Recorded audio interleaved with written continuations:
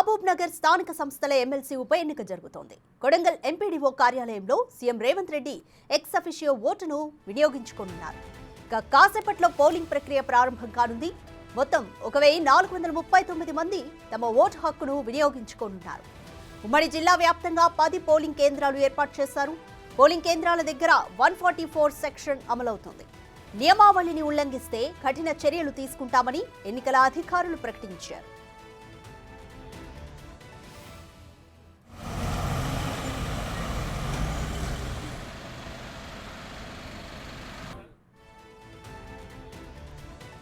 ఉమ్మడి జిల్లా వ్యాప్తంగా 10 పోలింగ్ కేంద్రాలను ఏర్పాటు చేశారు. 1439 మంది ఓటర్లలో 888 మంది ఎంపీటీసీలు, 83 మంది జెడ్పీటీసీలు, 449 మంది కౌన్సిలర్లు, 14 మంది ఎమ్మెల్యేలు, 2 ఎంపీలు తమ ఓటు హక్కును వినియోగించుకున్నారు. ఆయా జిల్లాల కలెక్టర్లు, ఎస్పీలు పోలింగ్ ప్రక్రియను ఎప్పటికప్పుడు పర్యవేక్షించనున్నారు.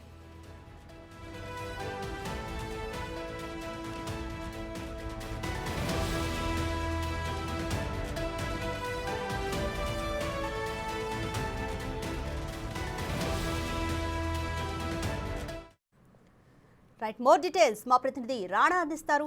రాణా, మహబూబ్ నగర్ జిల్లా వ్యాప్తంగా స్థానిక ఎమ్మెల్సీ ఉప ఎన్నిక జరుగుతుంది. ఏర్పాట్లు ఏ విధంగా ఉన్నాయి? మొత్తం 1439 మంది పాల్గొనబోతున్నారు. కంప్లీట్ డీటెయిల్స్ ఏంటి? ఉదయం నుంచి జిల్లా వ్యాప్తంగా 10 కేంద్రాల్లో కూడా వస్తూనే ఉన్నారు ప్రజాప్రతినిధులు. వారు తమ ఓటు హక్కుని వినియోగించినటువంటి నేపథ్యం ఏర్పడితే ప్రస్తుతం మనం కొడంగల్లో ఉన్నాం. కొడంగల్ ఎంపీడీఓ కార్యాలయం దగ్గర ఉన్నాం. ఇక్కడ ముఖ్యమంత్రి రేవంత్ రెడ్డి గారు ఇవాళ 1 o'clockకి వస్తారు. ఆయన వచ్చి తన ఎక్స్ఎఫ్సీకి సంబంధించినటువంటి ఓట్ని ఆయన ఇక్కడ వినియోగించుకోబోతున్నారు. ఇప్పటికే దాదాపు 30 ఓట్ల దాకా కూడా పడినట్టుగా మనకు సమాచారం అవుతుంది. ఉదయం నుంచి కూడా వీరు స్థానిక ప్రజాప్రతినిధులందరూ కూడా వస్తున్నారు. వచ్చిన తర్వాత తమ ఓటు హక్కును వినియోగించుకొని వారు వెళ్తున్నటువంటి నేపథ్యం పడుతుంది. దాంతో మనం చాలా క్లియర్గా చూస్తున్నాం. మన బోర్డు కూడా బై ఎలక్షన్కి సంబంధించినటువంటి ఏర్పాట్లు కూడా చాలా బాగా చేశారు. ఎందుకంటే మ్యాట్లు కానీ ఇవన్నీ కూడా వేయడంతో పాటు లోపల కూడా మంచి పూల అలంకరణతో కూడా చేసి లోపల వారు ఈ యొక్క ఎంపీడీఓ కార్యాలయంలో ఎవరైతే ఓటు వేయడానికి వస్తున్నటువంటి వారికందరికీ కూడా పూర్తి స్థాయి ఏర్పాట్లు చేసినటువంటి నేపథ్యం పడితే అయితే ముఖ్యమంత్రి ఈ ఎంపీడీఓ కార్యక్రమానికి మధ్యాహ్నం వస్తున్నటువంటి నేపథ్యంలో ఈ పరిసర ప్రాంతాలంతా కూడా పూర్తి స్థాయిలో భద్రత అంతా కూడా ఏర్పాటు చేసినటువంటి నేపథ్యం కాబట్టి ఎక్కడ చూసినా కూడా పోలీసులు కానీ అలాగే గ్రేహౌండ్ సిబ్బంది కానీ వీళ్ళ ఇంటెలిజెన్స్ వాళ్ళు కానీ అందరూ కూడా స్థానిక ల్యాండ్ ఆర్డర్కి సంబంధించినటువంటి పోలీసులు కానీ వీళ్ళందరూ కూడా ఇక్కడ వచ్చినటువంటి నేపథ్యం కాబట్టి వచ్చినటువంటి వారందరినీ కూడా పూర్తి స్థాయిలో చెక్ చేసి వారిని పంపిస్తున్నారు. ఓటర్స్ కూడా ఎవరైతే ఇక్కడ స్థానిక సంస్థల్లో ఓటే హక్కు ఉన్నటువంటి వారు ఎవరైతున్నారో వారందరూ కూడా వస్తున్నారు. మనం విజువల్లో కూడా చూస్తున్నాం. ఒక పాత మహిళ కూడా ఒక పెద్ద మహిళ కూడా వస్తున్నారు. ముసలావిడ ఆవిడ కూడా ఇక్కడ ఆమెకు ఓటు హక్కు ఉందని తెలుస్తుంది. ఆమె కూడా వీల్ చైర్ ద్వారా కూడా వారు తీసుకెళ్తున్నటువంటి నేపథ్యం అయితే కనపడుతుంది. ఎందుకంటే ముఖ్యమంత్రి యొక్క కాన్వాయ్ ఈ వేలో వస్తుందని నేపథ్యంలో దాదాపు 500 మీటర్ల వరకు కూడా పూర్తి స్థాయి భద్రత అనేది ఏర్పాటు చేశారు. ఎవరిని కూడా ఈ యొక్క ఎంపీడీఓ కార్యాలయానికి రానివ్వటం లేదు. కేవలం ఓటర్స్ అదే ఇక్కడ ఉన్నటువంటి భద్రతాపరమైనటువంటి సిబ్బంది పోలింగ్లో పాల్గొనబోతున్నటువంటి సిబ్బంది మాత్రమే ఇక్కడికి వస్తున్నటువంటి నేపథ్యం కాబట్టి దాదాపు ఒక 15 నిమిషాలకు ముందు 18 మంది ఓటర్లు వచ్చారు. 18 మంది కూడా ఎంపీటీసీలు కానీ జెడ్పీటీసీలు కానీ వారందరూ కూడా అందులో ఉన్నారు. వారందరూ కూడా ఇప్పుడే లోపలికి వెళ్ళినటువంటి నేపథ్యంలో వారు కూడా తమ ఓటు హక్కుని వినియోగించుకుంటున్నటువంటి నేపథ్యం అయితే కనపడుతుంది. సో మనం విజువల్లో కూడా ఇక్కడ చూస్తున్నాం.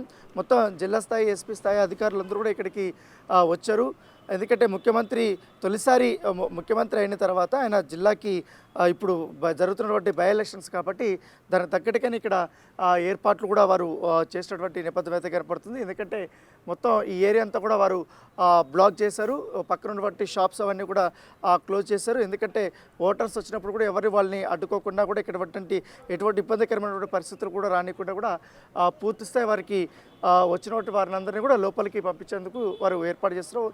మొత్తం అంతా పూర్తిస్థాయిలో చెక్ చేసిన తర్వాతనే వారిని ఇక్కడికి పంపిస్తున్న నేపథ్యం కాబట్టి రోడ్డు మార్గం ద్వారా కూడా 1 o'clock అంతా కూడా ముఖ్యమంత్రి గారు ఇక్కడికి రాబోతున్నారు. వచ్చి ఆయన తన ఓటు హక్కుని వినియోగించకపోతున్నటువంటి నేపథ్యం ఏర్పడుతుంది. సో చాలా ఆసక్తికరమైనటువంటి పరిణామాలని చెప్పుకోవచ్చు. ఎందుకంటే చాలా అందరూ ఈగర్గా వెయిట్ చేస్తున్నారు. ఎందుకంటే అసలు ఈ స్థానిక సంస్థల ఎమ్మెల్సీకి ఎవరికి వెళ్ళిపోతున్నారు అనేది కూడా ఒక ప్రశ్నగా మారిపోతుంది. ఎందుకంటే గత 3 రోజుల నుంచి చూస్తున్నాం అనేక పరిణామాలు కూడా జరిగాయి. ఎందుకంటే గోవా క్యాంపు కానీ తర్వాత షామీర్పేట క్యాంపులు కానీ ఇవన్నీ కూడా మనం చూస్తున్నాం. కాబట్టి రెండు పార్టీల మధ్య చాలా పోటాపోటీ అనేది నడుస్తుంది. ఎందుకంటే ఇద్దరు కూడా తామే గెలుస్తున్నామనేసి కూడా వారు ప్రకటనలు చెప్తున్నటువంటి నేపథ్యంలో ఇవాళ పోలింగ్ జరుగుతుంది.